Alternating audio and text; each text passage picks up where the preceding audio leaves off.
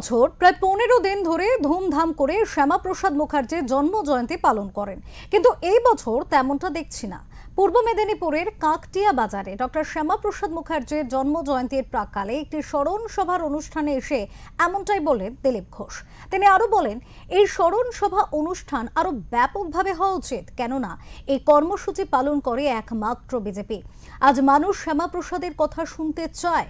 উল্লেখ্য, বিজেপির নতুন রাজ্য সভাপতি পদে নির্বাচিত হয়েছেন শ্রমিক ভট্টাচার্য, কিন্তু সেই অনুষ্ঠানে রাহুল সিনহা সহ অন্য প্রাক্তন সভাপতিকে দেখা গেলেও দেখা যায়নি দিলীপ ঘোষকে।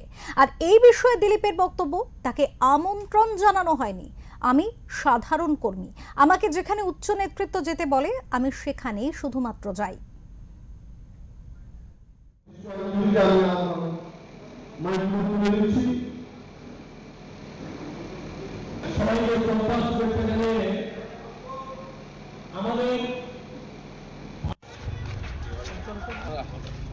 আমাদের 50 সদস্য দিলীপ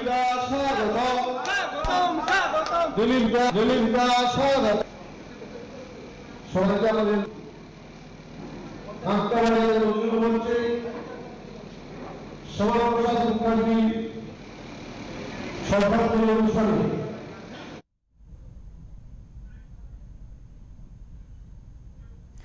একসময় যে বিজেপি দিলীপ ঘোষের বক্তব্য সেখানে যথেষ্ট তোলপাড় ফেলতো, আলোড়ন ফেলতো, সেখানে আজ দিলীপ ঘোষ কি কোথাও গিয়ে কোণঠাসা? কি বলছেন দিলীপ ঘোষ, তার বক্তব্য কি শুনবো। দিবস থেকে 6 জুলাই তার জন্মদিনে এই প্রায় 15 দিনের কাল শ্যামাপ্রসাদ পক্ষ হিসাবে আমরা উদযাপন করে আসছি।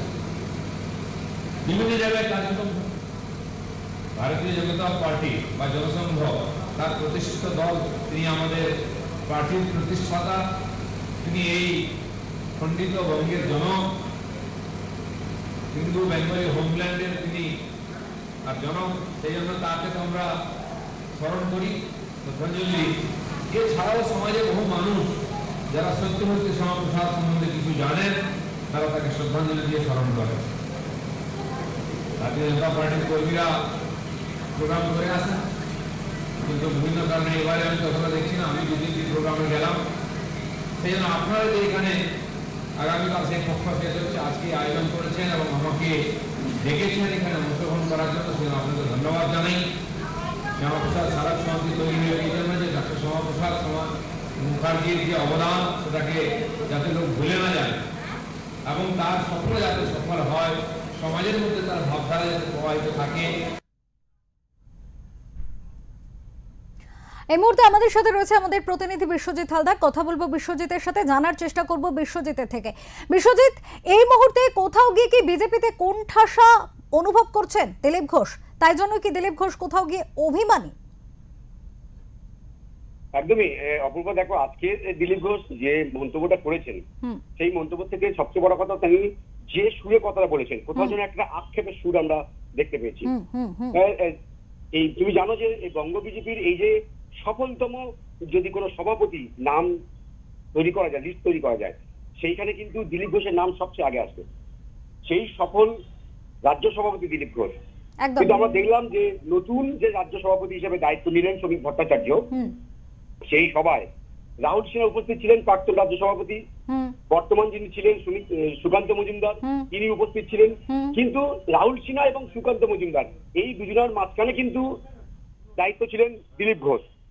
সেই দিলীপ ঘোষকে কিন্তু শ্রমিক ভট্টাচার্যের যে সম্বর্ধনা সভা ছিল সেখানে কিন্তু ডাকা হয়নি, তিনি ডাক পাননি এবং তিনি সেটা স্বীকারও করেছেন যে তাকে ডাকা হয়নি। এবং তিনি কিন্তু দীর্ঘদিন ধরে বলে আসছেন, যেদিন থেকে তিনি রাজ্য সভাপতির পদ চলে গেছে, তারপরে তিনি কেন্দ্রীয় নেতা ছিলেন, সেই পদ চলে গেছে, তিনি সাংসদ ছিলেন, বিধায়ক ছিলেন, সব পদ চলে যাওয়ার পরে কিন্তু তিনি তখন থেকে বলে আসছেন যে তিনি বিজেপির একজন সাধারণ কর্মী। আজকেও তিনি সে কথাটাই বলতে চেয়েছেন যে তিনি বিজেপির একজন সাধারণ কর্মী, তিনি ডাক পাননি, তাই তিনি যাননি। অবশ্যই তার একটা কোথাও আক্ষেপের সুর রয়েছে। এবং তুমি জানো যে সেই শ্রমিক ভট্টাচার্যের যে সভা, সেই সভায় কিন্তু রাজ্যের বিরোধী দলনেতা শুভেন্দু অধিকারী তিনি কিন্তু বলেছেন যে অতীত ভুলে গিয়ে যদি কেউ ভুলে যায় তার ভবিষ্যৎ ভালো হয় না।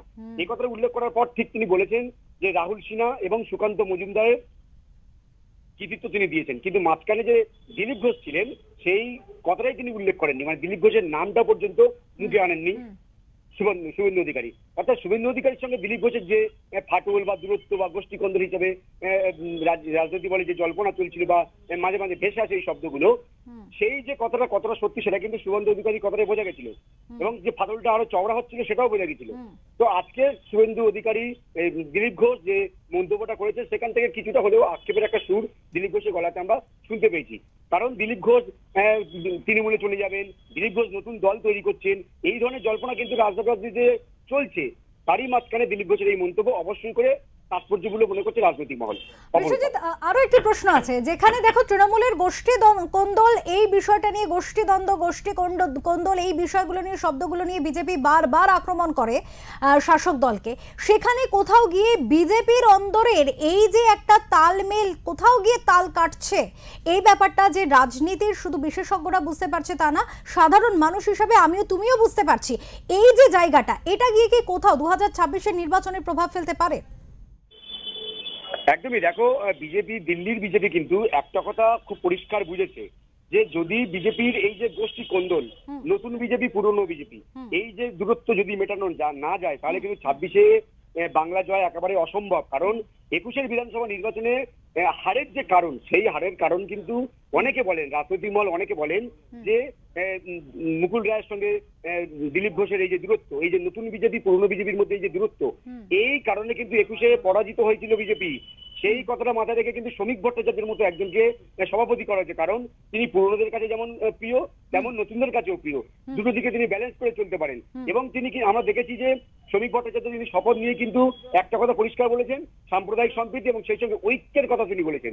তিনি বলেছেন যে পুরনো বিজেপি যেমন আমার দরকার, তেমন নতুন বিজেপিও আমার দরকার, অর্থাৎ কথাটা ঐক্যের একটা তিনি বার্তা দিতে চেয়েছেন। কিন্তু এই ঐক্যের বার্তার মাঝখানে কিন্তু দিলীপ ঘোষের এই অনুপস্থিতি কোথাও একটা ফাটল যেন আরো চওড়া করেছিল বলে মনে করছিল রাজনৈতিক মহল। এবং তুমি জানো যে দিলীপ ঘোষ দীর্ঘদিন ধরে যখন রাজ্য বিজেপি তিনি সভাপতি ছিলেন, তার যে জনপ্রিয়তা এবং তিনি সাধারণ মানুষের সঙ্গে খুব সহজে মিশে যেতে পারেন, গ্রামগঞ্জে তার একটা জনপ্রিয়তা রয়েছে। এই বিষয়টা যদি বিজেপি যদি খুব শিগগিরই দিলীপ ঘোষের সঙ্গে যদি মেরামতটা না করতে পারে, তাহলে কিন্তু অবশ্যই করে 26-এ একটা অস্বস্তিতে পড়তে পারে রাজ্য বিজেপি। অনেক ধন্যবাদ বিশ্বজিৎ, অনেক ধন্যবাদ তোমাকে। আমাদের সাথে আমাদের প্রতিনিধি বিশ্বজিৎ হালদার ছিলেন, এতক্ষণ কথা বললাম তার সাথে, জানার চেষ্টা করলাম, বোঝার চেষ্টা করলাম যে এই যে বিজেপির অন্দরের যে একটা তাল কাটা ব্যাপার রয়েছে, চলছে, দিলীপ ঘোষ কোথাও গিয়ে ব্রাত্য হয়ে যাচ্ছেন কি, এই প্রশ্ন বারবার উঠছে। তার যে কি পরিস্থিতি হতে চলেছে এবং দলে তার সাংগঠনিক প্রভাব কতটা থাকতে চলেছে, এটাও কিন্তু দেখার বিষয়।